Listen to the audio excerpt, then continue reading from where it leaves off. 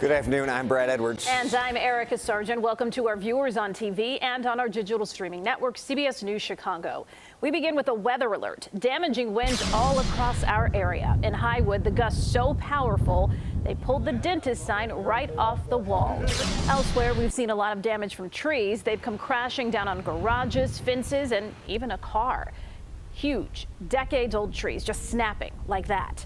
And on the north side, take a look at this rooftop canopy. High atop that house, the winds twisted all that metal.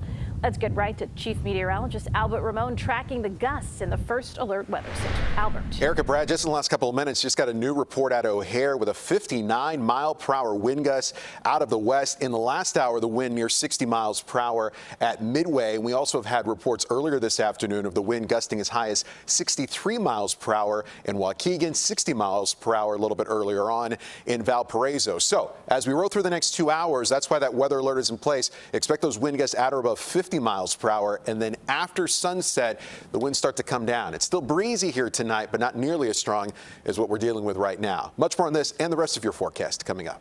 Albert, thank you.